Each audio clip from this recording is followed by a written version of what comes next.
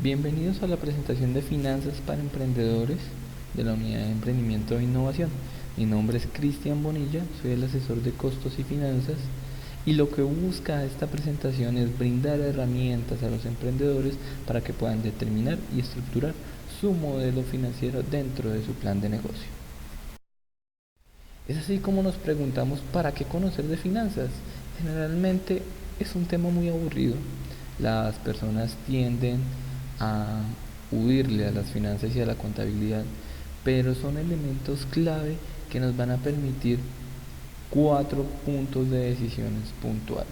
Uno es poder gestionar la inversión y la financiación dentro del emprendimiento, es decir, tomar dichas decisiones. Otro es gestionar la eficiencia en el uso de los recursos que siempre van a ser escasos para todo emprendimiento. Otro es tener control sobre la generación de los ingresos y finalmente a nivel interior tener control sobre la gestión de los costos en términos de la operación. Toda organización tiene un objetivo básico financiero, el cual es la maximización del valor de la empresa. Pero esta maximización del valor de la empresa se ha entendido desde el punto de vista económico, es decir, generarle una mayor rentabilidad al inversionista o al socio, lo cual es un punto de vista que se respeta pero que es equivocado. Se ha observado después de que la responsabilidad social entró a las organizaciones y a los mercados, que la generación de valor no solo es en términos económicos sino sociales, tanto para el cliente como para la misma comunidad que alberga la organización. Entonces se vuelven criterios críticos para la sociedad la sostenibilidad de la organización. Para comprender cómo las finanzas se ven representadas en el modelo de negocio es importante entender su transversalidad con respecto a las otras áreas. Entonces, con los mercados, el determinar los ingresos, el tener el entendimiento del cliente nos permite hacer una proyección de ventas que se va a ver reflejada en estados financieros y en elementos críticos de decisión. Con respecto a la cantidad de maquinaria, a los materiales y a los procesos que son todo el área de operaciones, nos permite dimensionar la inversión y los costos necesarios para ese emprendimiento. Seguidamente, en términos organizacionales, la cantidad de empleados, las estructuras de toma de decisiones implican costos y gastos necesarios en la organización. Es por ello que las finanzas también entran a ser un papel fundamental allí. Y para el caso de la propiedad intelectual, que se transforma en una ventaja competitiva frente a la competencia, la inversión en investigación y desarrollo y la generación de nuevos productos y nuevas alternativas frente a la competencia también significan salidas de recursos que deben ser valorados financieramente. Para los emprendimientos, puntualmente existen 3 estados financieros, pero la contabilidad y las finanzas comprenden 5 estados financieros que deben elaborarse ya en un momento posterior, cuando ya se es una organización fuerte y el mismo estado se lo exige. Entonces, ¿cuáles son esos 5 estados financieros? Uno es el balance general, otro es el estado de resultados, otro es el estado de flujos de caja, el estado de fuentes y usos y el estado de cambios en la situación financiera. Para los emprendimientos tenemos los 3 primeros estados, que es el balance general, el estado de resultados y el estado de flujos de caja. El objetivo de esta presentación es que después de haber terminado esta sección se pueda dar entendimiento de qué es cada uno de estos estados y poder gestionarlos al interior de la organización. Comencemos por el balance general. El balance general representa la situación financiera de la empresa en un momento específico del tiempo. Entonces tenemos una fotografía de manera financiera que representa el estado de la organización.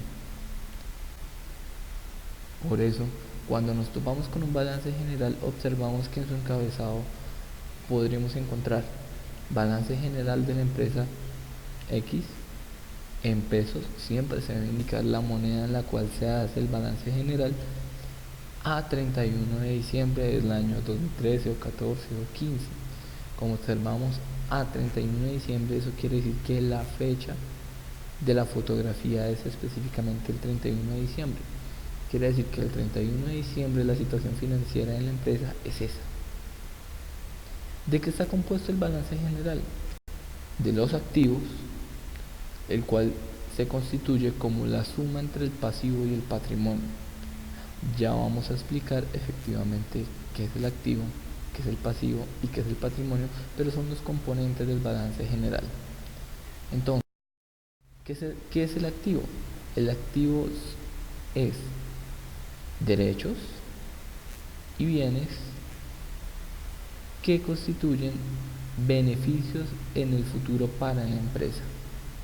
Es decir, la empresa espera que esos bienes y derechos generen beneficios en el futuro, se obtengan o bien una seguridad o bien una mayor rentabilidad o una entrada de ingresos en el futuro. Esas se componen de, primero, el disponible, que es todo lo que tiene que ver con el dinero en caja y bancos, para responder a obligaciones inmediatas. Después, los deudores, que pueden ser con los clientes, con los empleados o con los socios. Con los clientes se tienen ventas a crédito y es acá donde se registran esas ventas.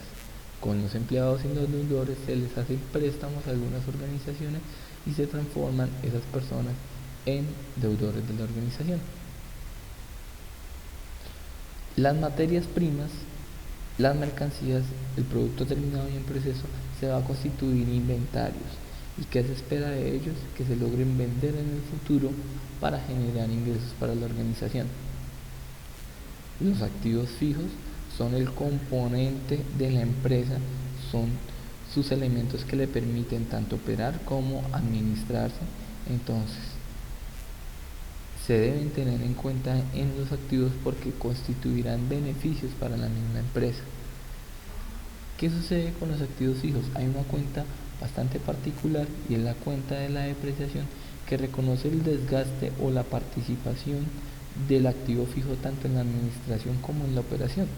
Entonces, los vehículos se van desgastando, van perdiendo valor a través del tiempo, la maquinaria, los edificios. Esa pérdida de valor se constituye en depreciación y es el reconocimiento del aporte de los activos fijos, bien sea la administración o bien sea la operación.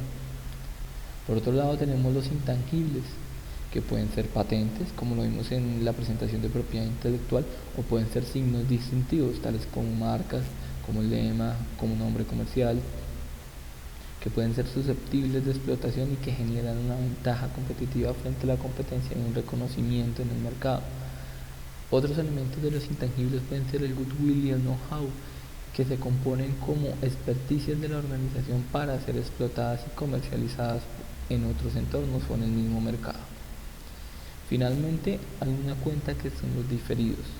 Los diferidos se constituyen como una salida de recursos en un momento inicial en la cual ese recurso o ese elemento comprado en ese momento inicial va a verse reconocido a través del tiempo en proporciones. Es decir, un seguro que en un momento A vale 1 millón, 2 millones de pesos y que dura todo un año, durante cada mes se va a reconocer una proporción de esos 2 millones de pesos, porque ese mes reconozco que ya pasó el seguro y que ya no me puede cubrir por ese mes. Es decir, reconozco el desgaste o la proporción de ese mes del seguro.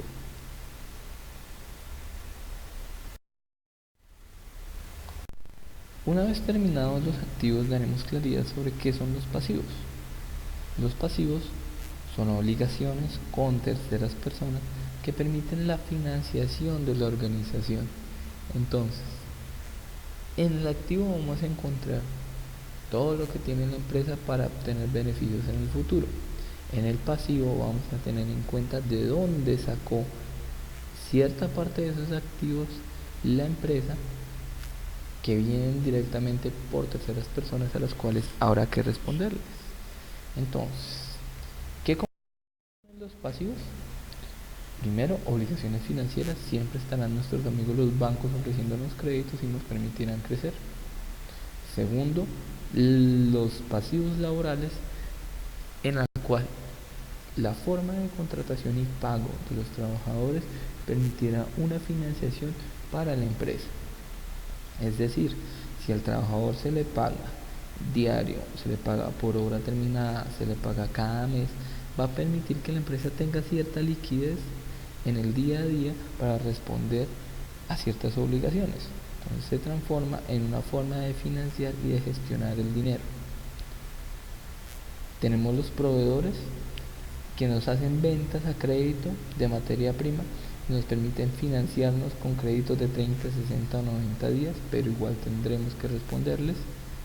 Tendremos los pasivos estimados o prestaciones sociales, que son ahorros en cada mes para responder a las prestaciones sociales de nuestros trabajadores y que se deberán hacer en un momento fijo del tiempo, porque es una obligación legal responder con ellos. Tenemos los costos y gastos por pagar, que se configuran cuando a una empresa contrata con un contador ajeno o con un abogado para ciertos servicios en particular.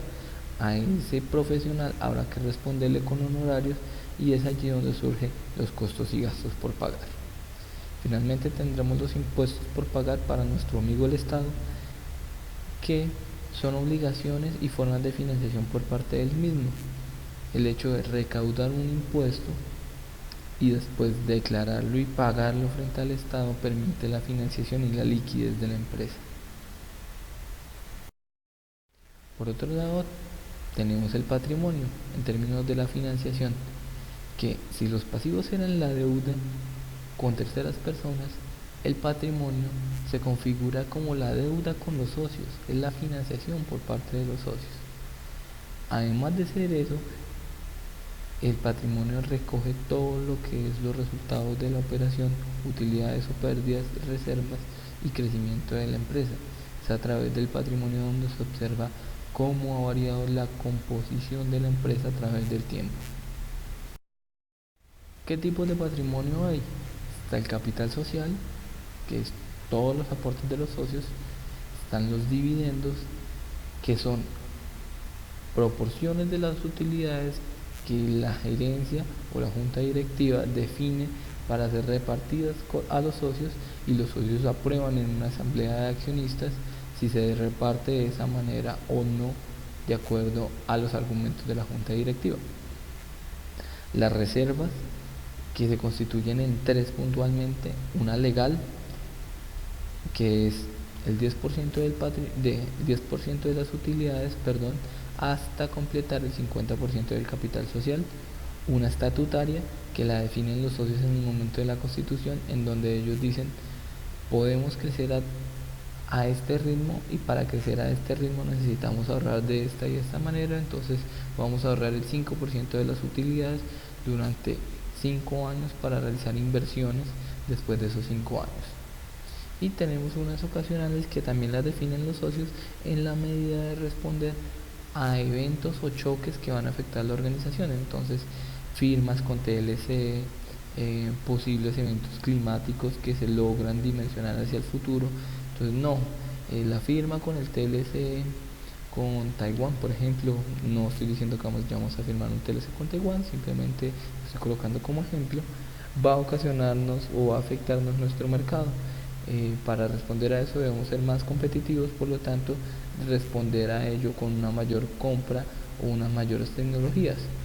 Es ahí donde debemos ahorrar y hacer una reserva ocasional.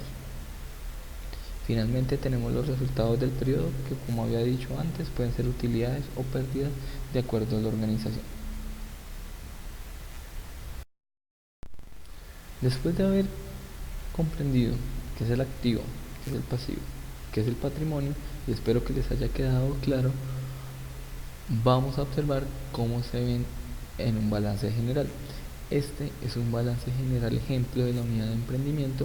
Como observamos, las diferentes cuentas tienen diferentes cifras que deben ser interpretadas con la definición de la cuenta. Entonces, si tenemos 56 millones de pasivo, significa que nuestra deuda con terceras personas, que como observamos, habrán 20 millones con bancos, 35 millones con los proveedores y hemos ahorrado para responder a las prestaciones sociales o obligaciones laborales 1.259.000. Esta financiación nos permite tener esos activos. Entonces, no es que haya una relación una a una entre activos y pasivos, sino que esos 20 millones de obligaciones financieras pueden verse reflejados en diversas cuentas del activo, tanto en disponible como en inventarios, como en diferidos, como en propiedad, planta y equipo. Por otro lado, tenemos el patrimonio, que observamos un capital social de 116 millones de los socios.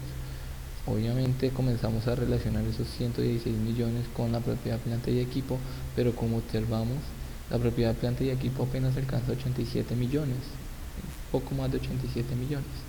Debe haber cierta proporción de ese patrimonio o repartida entre el activo corriente. Además, hay algo que no había explicado antes, y es que tanto el activo como el pasivo se dividen en dos elementos: corriente y no corriente. ¿Cuál es la diferencia entre ambos? El corriente es cierta proporción de los activos que está susceptible de ser convertible en dinero rápidamente en un periodo inferior a un año. El activo no corriente es aquel activo del cual se esperan beneficios futuros, pero que no está susceptible de transformarse en dinero en un periodo inferior a un año, es decir, se puede transformar en dinero para periodos superiores a un año. Similar sucede con el pasivo. Tanto el pasivo corriente como el pasivo no corriente manejan la diferencia temporal. Entonces el pasivo corriente es algo a lo cual se debe responder en menos de un año la obligación, y el pasivo no corriente se debe responder en un periodo superior a un año. Entonces, el lado izquierdo, que es el activo, compone lo que tiene la organización, mientras que el lado derecho compone lo que debe la organización, ya sea con terceros o ya sea con propietarios. ¿Qué representa lo que tiene? ¿Dónde utilizó los recursos? ¿En dónde se usaron?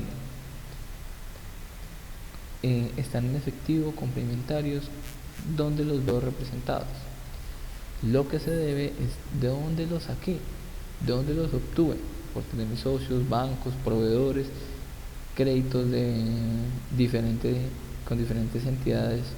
Entonces es acá donde tengo que puntualizar de dónde saqué los recursos y a dónde los llevé. Una vez terminado el balance general, vamos a hablar del estado de resultados. Si el balance general es una fotografía en un momento del tiempo, el estado de resultados muestra la utilidad de la empresa y la rentabilidad de la operación del negocio, pero en un periodo. Es tener el balance general, es tener el punto A y el punto B, pero el estado de resultados representa qué pasó entre el punto A y el punto B. Entonces, ¿qué compone el estado de resultados? Los ingresos, que son entradas de recursos por la venta de bienes o la prestación de servicios realizados en un periodo específico del tiempo. Es decir, para el estado de resultados yo tengo diferentes momentos de ingreso.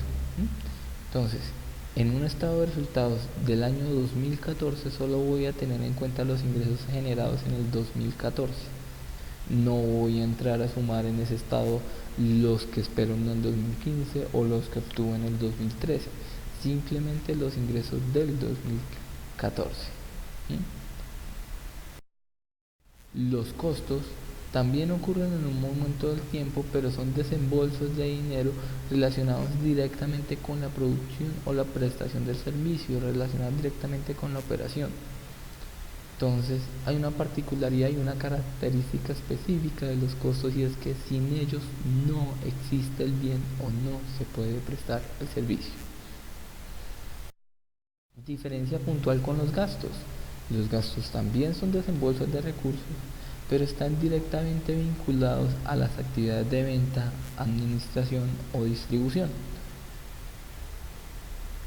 Y si los costos están relacionados con la producción y la operación, los gastos están directamente relacionados con la generación del ingreso, ¿sí? Sin los costos no existe el bien, sin el gasto no existe el ingreso, porque el gasto es toda aquella estructura que me permite colocar mi producto, mi bien o prestar mi servicio en ese punto en el cual me van a pagar por él y voy a obtener los ingresos. Acá hay unos pequeños ejercicios para que ustedes comiencen a definir qué es costo y qué es gasto. Leeré algunos a manera de ejemplo y espero que ustedes durante la presentación, cuando la estén realizando, los tengan claridad a partir de ellos. Entonces, el pegante utilizado en una carpintería es un material utilizado directamente en la producción del bien, por lo tanto se constituye un costo. La leche para una empresa que elabora quesos, sin la leche no obtenemos el queso, y la empresa, si se dedica a vender quesos, obviamente la leche se va a constituir costo. El transporte de algas marinas empacadas y listas para consumo desde la planta de producción hasta el punto de distribución es un gasto, porque ya tengo mi bien, mi producto, que son las algas marinas listas y empacadas. Y lo que estoy haciendo es llevándolas desde mi planta hasta mi punto de venta, por lo cual eso es una actividad de distribución y de venta. Y ese transporte se me va a configurar en un gasto, porque si no hago el transporte no obtendré mi ingreso por las algas. La tinta usada en una imprenta de periódicos, pues efectivamente la tinta está directamente relacionada con el producto que es el periódico, por lo tanto es un costo. El papel utilizado para recubrir chocolates de una empresa de chocolatino es un costo, porque el empaque hace parte del producto, ¿sí? Que se ha observado que el cliente valora efectivamente el empaque y que el producto es un elemento integral, no es solo lo que se le ofrece al cliente, sino efectivamente el empaque también es un elemento del producto, por lo tanto es un costo. El salario del personal que atiende el local de venta es un salario directamente relacionado con el punto de venta, por lo tanto es un gasto, está directamente relacionado con generar el ingreso. Y tenemos los envases de vidrio para las mermeladas, que como habíamos dicho anteriormente en el ejemplo de los chocolates, es un costo porque el envase hace parte del producto. Aquí están otros ejercicios para ustedes, espero que los hagan. Hay elementos de discordia en algunos. Digamos que con los talleres siempre hemos observado que estos son críticos, entonces los leo. El pago de arriendo del auditorio para la presentación musical de una organización cultural es un costo, porque el arriendo del auditorio hace parte de la experiencia que se ofrece al cliente, ¿sí? Si la organización cultural ofreciera espacios al aire libre, el arriendo del auditorio simplemente para gestionar las ventas de esa presentación se convertiría en un gasto, por lo que está directamente relacionado con la venta. Pero como la presentación se va a realizar en el auditorio y hace parte de la oferta hacia el cliente, se constituye en un costo. Ese es el ejemplo puntual que más genera discordia en esta presentación. El resto háganlo ustedes. Y para este punto, en este ejercicio, otro elemento que siempre causa discordia es el sueldo del almacenista encargado de la recepción de inventarios. Entonces, ¿por qué es un costo? Porque está directamente relacionado con la operación, aunque no es un sueldo que si se produce quesos es el que bata la leche, o si se produce sillas es el que remache la madera al metal, se constituye en un costo porque está directamente relacionado con la recepción de los inventarios que van a verse implicados en la operación y la producción del bien. Es un elemento anterior a la cadena de producción, pero indispensable para la misma. Por lo tanto, es un costo directamente relacionado con la operación. Hemos terminado la parte del estado de resultados y del balance general. Un elemento que siempre causa discordia a los emprendedores, y creería que a todo miembro de esta nación, son los impuestos, bien sea por su mala gestión, o bien sea porque existen diferentes puntos de vista frente al mismo, o bien sea porque no se ven en un entorno social, pero los impuestos son tributos obligatorios que tanto las personas naturales como las personas jurídicas, en este caso empresas, deben pagar al Estado, ¿sí?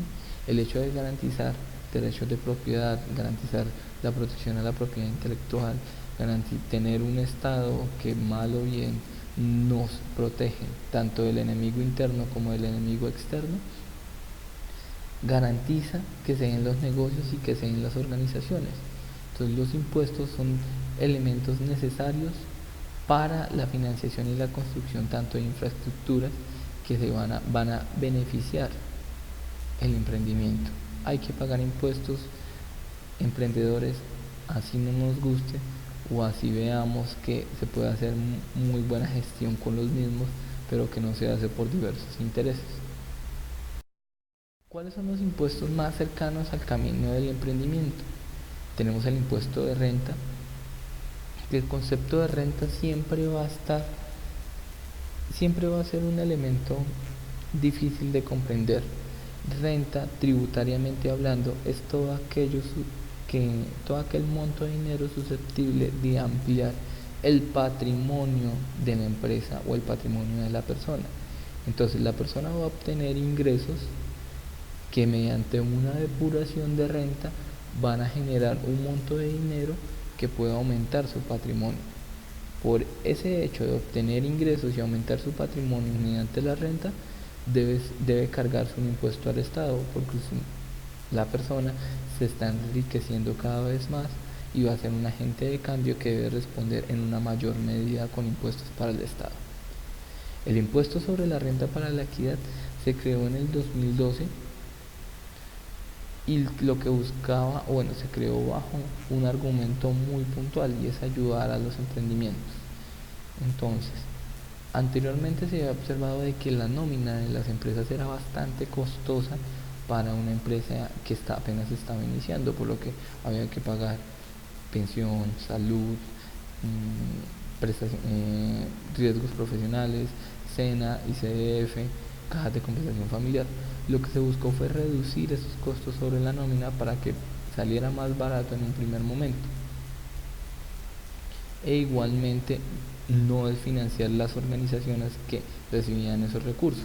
Entonces con el CRE se quitó el 8.5% de salud y se quitó el 2% y el 3% de SENA e ICF.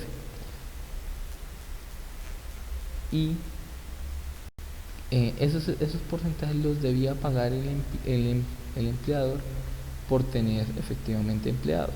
Ahora no los tiene que pagar con su nómina, pero los tiene que pagar a manera de impuesto, que en este momento es un 9%, para los siguientes años serán un 8%. El impuesto al valor agregado, IVA, no es un impuesto al consumo, es un impuesto a una cadena de valor agregado en el que cada organización se fija en la cadena de valor como un punto que adquiere IVAs y vende IVAs. Es decir, toda empresa va a pagar IVA cuando compra y generar IVA cuando vende. Entonces, las empresas, los emprendimientos van a pagar la diferencia entre el IVA generado, aquel que se da por vender, y el IVA pagado, aquel que se da por comprar, por su posición en la cadena de valor. Si observamos, la cadena de valor termina con el consumidor y es aquel que debe pagar el IVA, pues por no generar valor, ¿sí? Digamos que el IVA es una cadena de valores agregados que va a desembocar en el consumidor. Finalmente tenemos el impuesto de industria y comercio, que se genera por prestar o realizar una actividad comercial. Entonces, los anteriores impuestos son de orden nacional, el ICA es de orden municipal. No es lo mismo el ICA en Bogotá, no es lo mismo el ICA en Cali, no es lo mismo el ICA en Medellín, no es lo mismo el ICA en El Espinal, ni en Sogamoso, ni en ningún otro pueblo o municipio de Colombia, ni distrito capital, ni distrito especial, ni capital. Entonces, son diversas las tarifas del impuesto de industria y comercio. No solo graban actividades comerciales sino existen diferentes tarifas tanto para servicios generales, para servicios bancarios. Para el caso del IVA, las tarifas son del 0%, el 5% y el 16%, y también hay bienes del IVA que son excluidos. Los exentos son bienes grabados al 0% y los otros son bienes grabados al 5 y al 16%. La tarifa del CRE, ya le había dicho, es un 9% por ahora, pero se espera reducirse a un 8% posteriormente.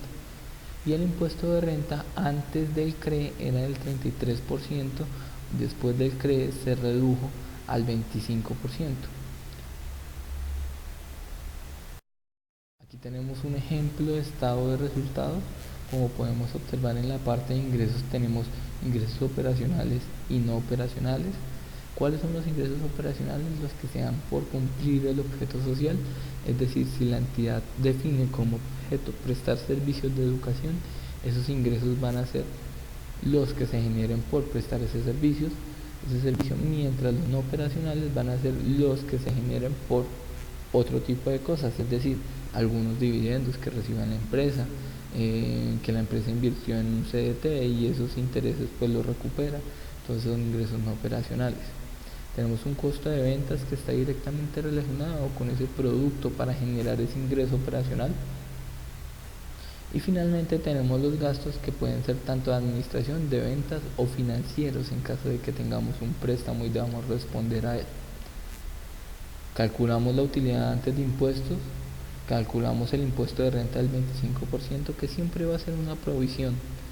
En el momento de la declaración, la tributaria es muy clara en decir qué se acepta como deducible y qué se acepta como costo. Entonces va a tender a variar en el momento de la declaración aquel estimado que uno hace en el estado de resultados. Finalmente tenemos una utilidad líquida, a la cual se va a grabar un 10% de reserva legal hasta constituir el 50% del capital social, y tenemos el resultado del periodo. Una vez terminado el estado de resultados, el balance general, vamos a hablar del flujo de caja, que parte de esta pregunta: ¿cuánto dinero necesita para iniciar su negocio y mantenerlo funcionando? Entonces, como muy bien se habla de flujo, se habla de entradas y salidas únicamente del efectivo. ¿Cuál es en un periodo de tiempo dado? ¿Sí? ¿Cuál es la diferencia del flujo de caja con el estado de resultados? Que el flujo de caja se especializa en el dinero, mientras que en el estado de resultados pueden haber partidas de ingreso, costo y gasto, ¿sí? Entradas de recursos, salidas de recursos, que no significan dinero. Ejemplo puntual: la depreciación. La depreciación no mueve dinero, ¿sí? Una venta a crédito es un ingreso para el estado de resultados, pero no es una entrada de recursos para el estado de flujo de caja. ¿Por qué es importante y cómo se construye el estado de flujo de caja? Es importante porque permite dimensionar la liquidez en términos de dinero con la cual la organización debe responder a cualquier imprevisto. Entonces, ¿cómo parte el flujo de caja?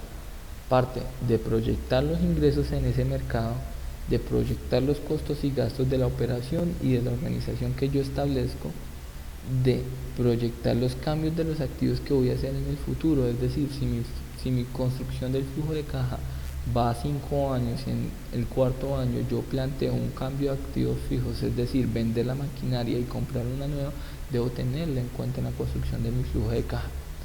Definir cómo me voy a financiar es una claridad, porque esa financiación, bien sea por un crédito o no, o bien sea por el ingreso de un nuevo socio, va a significar una entrada de recursos a la organización.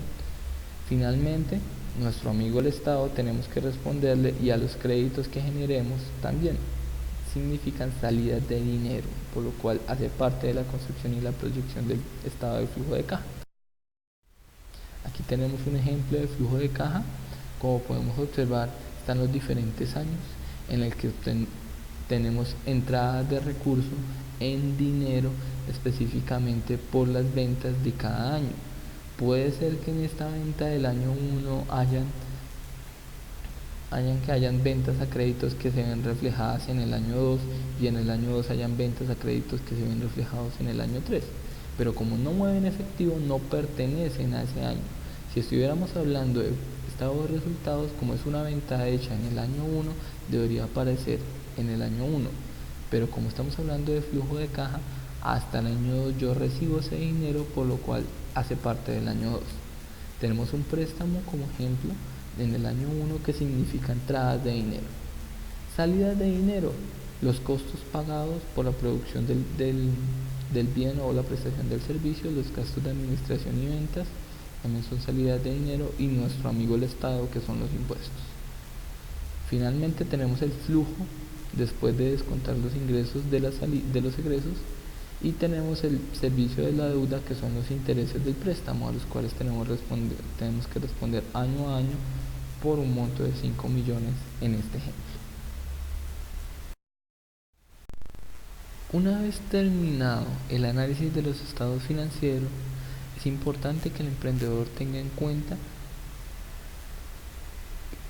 términos como el capital de trabajo, que son, puntualmente su definición, es los recursos que requiere el proyecto para poder operar en un momento del tiempo. Ese momento del tiempo se lo establecen ustedes como emprendedores. Si yo quiero conocer el capital de trabajo para operar durante un día, o para operar durante un mes, o para operar durante 3 meses, lo que busco es tener claridad cuál sería el periodo en el cual, sin tener ingresos, puedo gestionar mis recursos, gestionar mis inversiones para poder subsistir, e incluso teniendo ingresos, cuánto se me va en el día a día o en un mes para poder seguir operando. Contablemente, este concepto de capital de trabajo se ve reflejado en las cuentas de efectivo, inventarios y cuentas por cobrar clientes. Para trabajar en sus emprendimientos es importante que se hagan estas preguntas. ¿Cuántas personas necesito para prestar ese servicio o vender ese bien? ¿Cuánto vale el salario, honorarios, pago de esa persona? ¿Qué materiales necesito para fabricar ese bien o prestar ese servicio? ¿Cuánta cantidad de cada uno? Conozco el costo de esos materiales, sé dónde encontrarlos, sé que existen restricciones para los mismos, términos legales. ¿Qué elementos adicionales necesitaría pagar mensualmente? Arrendamientos, servicios, papelería, personal, entre muchos otros. Seguidamente, después del concepto de capital de trabajo, vamos a hablar del concepto de punto de equilibrio. ¿En qué consiste? Como observamos, aquí tenemos una gráfica que relaciona el número de productos o el número de servicios prestados con el dinero obtenido. Para prestar ciertos servicios, siempre van a haber unos costos y unos gastos que debemos incurrir. Es decir, si tengo mi producción en una planta, siempre debo pagar el arriendo mes a mes, por lo cual el arriendo se transforma en un costo fijo de la planta. Si tengo un edificio para la administración, va a constituir pues un gasto fijo, o para la venta. Si generalmente no cambio mi planta de trabajadores, mi planta de operarios, estos a lo largo del tiempo se van a constituir en un costo fijo, porque siempre cada mes voy a descontar esa proporción o esa cantidad de recursos para los trabajadores, independientemente de la cantidad de productos que haga. Si lo que busco es generar más productos y mis operarios ya están al límite, necesitaré incluir otro operario. Entonces, en el momento de incluir otro operario, ya va a tender a aumentar esos costos fijos. Depende de la contratación, claro está. Contrario a los costos fijos y gastos fijos, hay unos que son variables, entonces que dependen de la cantidad de productos o de servicios que yo presto. Si quiero prestar atención o prestar educación, ¿sí?, personalizada a 200 personas, necesitaré efectivamente, en el mismo momento necesitaré 200 trabajadores para responder de manera personalizada a cada uno. Si quiero vender una unidad más de educación con otra persona de manera personalizada, necesitaré otro trabajador más. Entonces se hace variable en la medida de la prestación del servicio. La unión de ambos va a dar unos costos y gastos totales, la unión de los variables y los fijos, necesarios para que la empresa se sostenga en el tiempo y produzca en el tiempo. ¿Qué sucede con las ventas? Si vendo más productos o presto más servicios, voy a obtener más ingresos. El punto en el cual las ventas satisfacen los costos y gastos totales será mi punto de equilibrio, es decir, aquel punto en el que vendo lo suficiente para cubrir los costos y gastos variables y los costos y gastos fijos. Es decir, ni gano de más, ni pierdo de más, ni pierdo más, pero por lo menos ya no estoy perdiendo. Llego a ese punto de equilibrio. ¿Cómo se configura el punto de equilibrio? Acá hay un ejemplo puntual. Una organización cultural que presenta espectáculos de danza tiene un costo fijo mensual de 15 millones, incluido el sueldo de los artistas. Un costo variable unitario promedio de una boleta es igual a 15.000 pesos, es decir, lo que me cuesta esa boleta es 15.000 pesos producirla, teniendo en cuenta la presentación, teniendo en cuenta la oferta, ¿sí? Si fuera una silla, es tener claridad en cuánto me cuesta una unidad de la silla. Si estoy prestando un servicio, cuánto me cuesta una unidad de ese servicio. Siguiendo con la lectura, y el precio de venta promedio por boleta es de 40.000 pesos, es decir, yo se la ofrezco al cliente a 40.000 pesos. ¿Cuántas boletas se deben vender para alcanzar el punto de equilibrio? Entonces, como tengo mis costos fijos, mi costo variable por boleta y mi precio de venta, existe una fórmula para determinar el punto de equilibrio. En este caso yo estoy preguntando por cantidades. La fórmula para determinar las cantidades de equilibrio en cualquier organización es tomar los costos fijos y dividirlos por la diferencia entre el precio unitario y el costo variable unitario. Es decir, para el caso del ejemplo, tomo los 15 millones y los divido por la diferencia entre el precio al público, 40.000, y lo que me cuesta el servicio a mí, 15.000. Esa diferencia va a dar una cantidad que son 600 boletas, es decir, el punto de equilibrio para esa organización cultural debería ser 600 boletas por mes. Como observamos, no solo puedo jugar con cantidades en términos de equilibrio, también puedo jugar con precios, y también puedo determinar un precio que me permita, después de establecer una cantidad que quiero vender, me permita determinar un precio al cual alcanzo mi punto de equilibrio. Es decir, si tenemos una capacidad de realizar 10 presentaciones por mes y la sala elegida le caben 100 personas, quiere decir que podríamos llegar a vender un máximo de 1.000 boletas por mes. ¿A qué precio deberíamos vender la producción para alcanzar ese punto de equilibrio? Entonces, mantengo mis costos fijos, que serían 15 millones mensuales. Tengo mis costos variables, que son 15.000 pesos por boleta, y tengo un aforo, es decir, mi capacidad máxima de ventas es de 1.000 espectadores.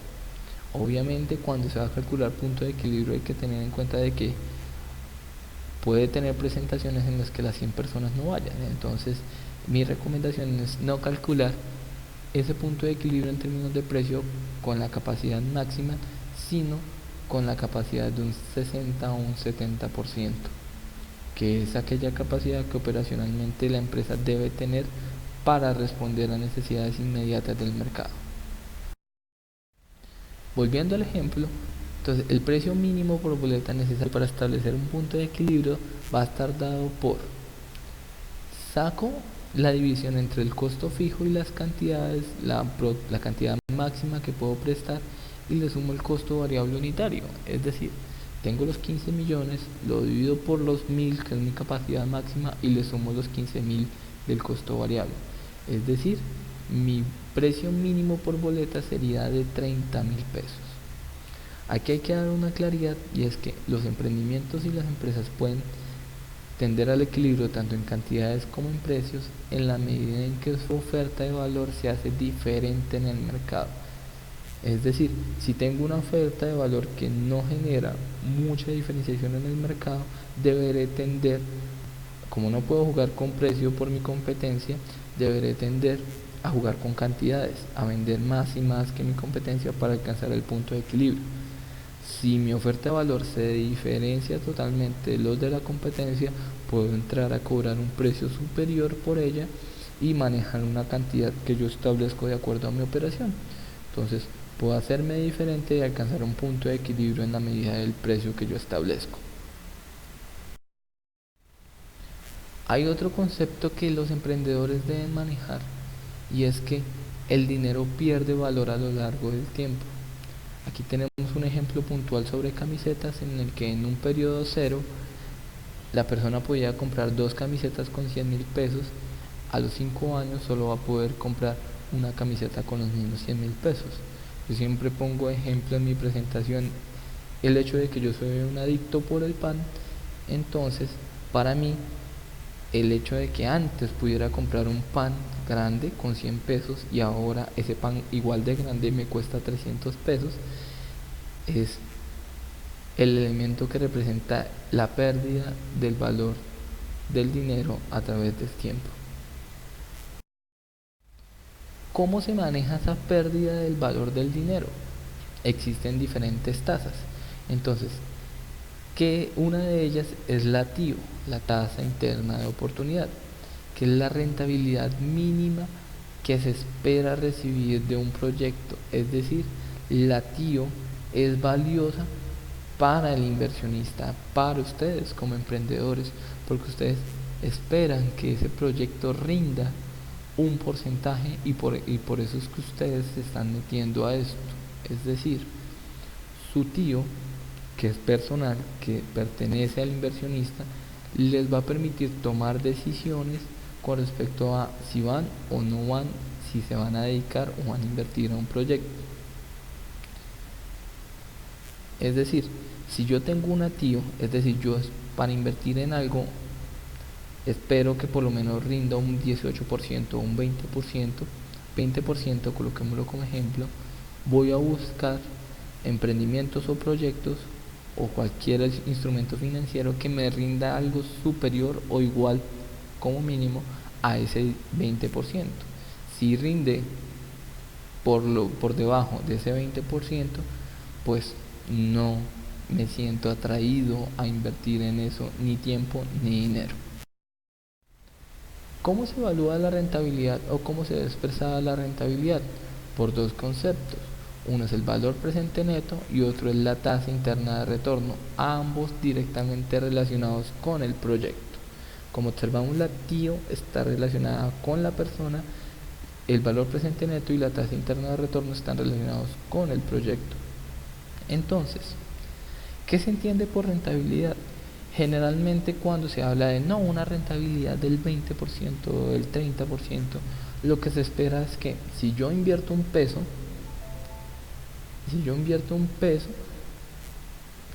¿qué voy a tener? Voy a recuperar ese peso y voy a ganar. Si la rentabilidad es del 3%, voy a ganar el 3% más de ese peso. Si la rentabilidad es del 30%, voy a ganar el 30% más de ese peso después de haberlo recuperado. Comencemos por el valor presente neto. El valor presente neto son los flujos de caja, es decir, bien sea ingresos o bien sea egresos, como observamos, del dinero a lo largo de un horizonte del tiempo N. Ese horizonte de tiempo se lo establece el emprendedor para evaluar su proyecto, en el que se tiene en cuenta una inversión inicial y en lo que se busca es traer esos flujos de caja del futuro hacia el presente y compararlos con la inversión inicial. Es así como vamos a obtener el valor presente neto, ¿sí? Hay que dar claridad de que no todos los flujos de caja, como lo observamos en la presentación, van a ser siempre positivos. Habrán periodos en los que las flechas vayan hacia abajo y se generen pérdidas en todo proyecto. Pero entonces lo que se busca es traer todos esos flujos, bien sea ingresos o egresos, a un momento cero. Vamos a observarlo en esta diapositiva. ¿Cómo traemos esos flujos de caja a un momento cero? Con mi tasa interna de oportunidad. Es decir, yo voy a comparar todos esos flujos de caja con mi tasa interna de oportunidad con mi tío para traerlos al presente. Si desean indagar más sobre las formulaciones, podrán encontrar en cualquier página sobre finanzas que la forma de traer un valor futuro al presente es simplemente coger el valor presente es igual al valor futuro, quiere decir a ese ingreso, dividido sobre 1 más la tasa de interés, que en este caso es el tío, elevado al periodo en el cual se está trayendo. Es decir, si el periodo es 1, estará elevado a la 1, si el periodo es 2, estará elevado al cuadrado, si el periodo es 3, estará elevado al cubo, y así sucesivamente hasta el periodo de n que ustedes establezcan. ¿Cuál es el problema en la TIO? ¿De qué va a depender esa TIO puntualmente? Va a depender del sector en el que se mueve, porque las personas no le pueden exigir o no pueden esperar una rentabilidad superior a la que puede estar ofreciendo el sector. Es decir, diversos sectores manejan diversas rentabilidades. No es lo mismo una rentabilidad en el sector petrolero que una rentabilidad en el sector de la construcción, o en el de la educación, o en el de la salud. Cada sector tiene su rentabilidad en específico. La empresa también es un elemento crítico en el momento de determinar la rentabilidad. Es decir, una empresa que ya lleva tiempo en el mercado, que es reconocida, que ha generado innovación, que tiene una patente, que tiene un elemento de propiedad intelectual, va a presentar una mayor rentabilidad, se le puede exigir una mayor rentabilidad. Y obviamente, como todo en términos financieros, el riesgo es un elemento clave para determinar la rentabilidad. Entonces, mayores tasas de rentabilidad implican mayores niveles de riesgo, menores tasas de rentabilidad implican menores niveles de riesgo. ¿Para qué sirve el valor presente neto? Pues una vez comparado los flujos de caja traídos al presente con la tasa interna de oportunidad y descontándoles la inversión, se va a tener una cifra o mayor o menor o igual que cero. Entonces, ¿qué sucede cuando el valor presente neto es mayor que cero? Pues no solo recupero mi inversión, sino que obtengo beneficios. Es decir, esta es la utilidad en pesos por invertir en el proyecto, y ese proyecto da un valor presente neto positivo, quiere decir que es susceptible de inversión.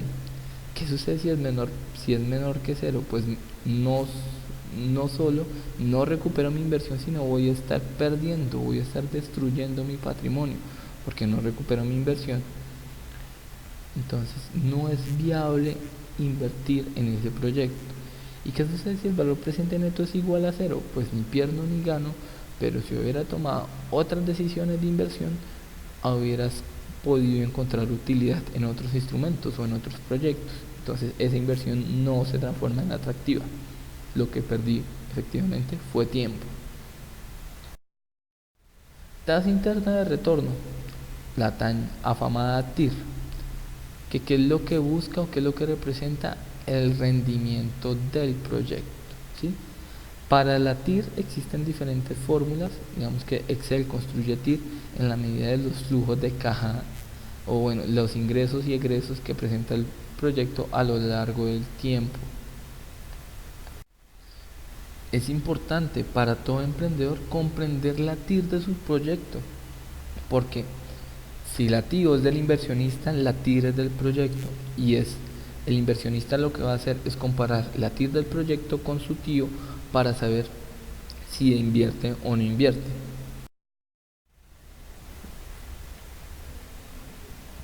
¿Cuál es el objetivo básico empresarial entonces, después de haber analizado esta presentación? 1. Reponer el capital de trabajo para seguir operando en ese periodo de tiempo. 2. Atender a las obligaciones que, como observamos, pueden ser con terceras personas o con los socios. 3. La empresa debe crecer en el tiempo, por lo tanto debe cubrir necesidades de activos fijos, renovar sus activos fijos y hacerse más competitiva. Y 4. Ustedes no están invirtiendo en esto simplemente por la experiencia. Siempre hay que tener utilidades, siempre hay que tener beneficios, ¿sí? Que en un emprendimiento social los beneficios son diferentes, son más hacia la persona, es el cumplimiento de una labor social, pero igual se obtienen beneficios, ¿sí? Son los objetivos con los cuales todo emprendimiento debe dar cumplimiento. Entonces, para tener en cuenta la rentabilidad expresada tanto en la TIR como en el valor presente neto, es uno de los aspectos importantes a evaluar en un proyecto para tomar decisiones de invertir o no invertir. El flujo de caja no es un indicador de rentabilidad, pero es indispensable para el funcionamiento diario de la organización, pues nos proporciona información sobre cuánto dinero se necesita para iniciar el negocio y para mantenerlo funcionando. Es decir, nos indica la liquidez que tiene el negocio. Observaremos, o ya tendrán ustedes oportunidad de observar en su camino de empresarios, que el flujo de caja es un elemento crítico para la decisión porque permite tener en cuenta la liquidez en términos de dinero para responder a esos activos corrientes y a esos pasivos corrientes. Y la TIO es importante para el emprendedor, mientras la TIR es importante para los inversionistas, los evaluadores y las entidades financiadoras. Tenemos un fondo emprender que la TIR mínimo que busca es 18%, quiere decir su TIO es de 18%. Los bancos buscan rentabilidades superiores. Los ángeles inversionistas es un segmento de personas dedicadas a la inversión, ya tendrán oportunidad de verlos en la presentación de fuentes de apalancamiento, que buscan rentabilidades del 20, 25, 30, 40% en emprendimientos e invierten en sectores en específicos de emprendimiento, sectores de alta tecnología o en una mayor oportunidad y rentabilidad. Entonces es importante comprender cuáles son las dinámicas de los entes dedicados a la inversión y dedicados a la financiación para poder generarles un proyecto atractivo. La unidad de emprendimiento no solo brinda el acompañamiento al emprendedor, sino ha desarrollado diferentes herramientas que, como sabemos, la contabilidad y las finanzas son elementos críticos para todo emprendedor, para todo emprendimiento, pero que les van a facilitar este tipo de espacios. Entonces, esta es nuestra herramienta financiera. Mediante el proceso de asesoría, ya con la evolución de su plan de negocio, ya tendrán oportunidad de verla y acceder a ella. ¿De qué consta? De unos datos de entrada y unos datos de salida y análisis. Unos datos de entrada que son datos generales del emprendedor, inversión en activos fijos, costos y gastos fijos, costos y gastos variables, márgenes de contribución del producto, proyección de ventas, condiciones comerciales de ventas, créditos o amortizaciones que presente el emprendedor y inversiones en total del proyecto, es decir, capital de trabajo para el emprendimiento. Que esa información, después de registrada, va a arrojar otra información de análisis, que será el punto de equilibrio, será un estado de resultados, el flujo de caja, el balance general, los índices financieros, el análisis de rentabilidad, los distintos indicadores tanto de rentabilidad como de apalancamiento, para evaluarlos en el proyecto y saber cuál va a ser, con estas hipótesis que ustedes plantean en los datos de entrada, cuáles van a ser las proyecciones y la sostenibilidad de la empresa a lo largo del tiempo en los datos de salida. Tenemos otros apoyos. Está nuestra cartilla tributaria. Para comprender más sobre impuestos y sobre tributación, yo les recomiendo mucho que se la lean. Es del 2010, pero su base conceptual está bastante bien formulada, que les permitirá entender cómo se comportan los impuestos, cuáles son las dinámicas de los impuestos, por qué declara, por qué no declara, qué es una retención, qué no es una retención, que obviamente cambian las tarifas y los montos con cada reforma tributaria, pero que siempre va a mantenerse un elemento conceptual tras de ellas. La cartilla financiera, que este es un elemento clave para comprender las finanzas y hacerse, pues no expertos, pero sí conocedores del tema en términos financieros para sus proyectos. Tenemos boletines tributarios que, como habíamos dicho, la tributaria cambia en cada mandato o en un mandato muchas veces. Entonces es importante mantenerlos a ustedes actualizados, y por eso emitimos boletines tributarios en la medida de las nuevas reformas tributarias. Esto lo podrán encontrar en nuestra página emprendimientounal.edu.co o en nuestro WordPress, nuestro blog emprendimientounal.wordpress.com. Muchas gracias por escucharme, espero que les haya servido bastante la experiencia, bastante para su experiencia emprendedora esta presentación de fuentes de financiación. Los invito a seguirnos tanto en nuestras redes sociales como en nuestras páginas web y a enviarnos información que ustedes vean del entorno emprendedor. Es importante generar comunidad emprendedora para nosotros y para este país. Gracias y que tengan un buen día.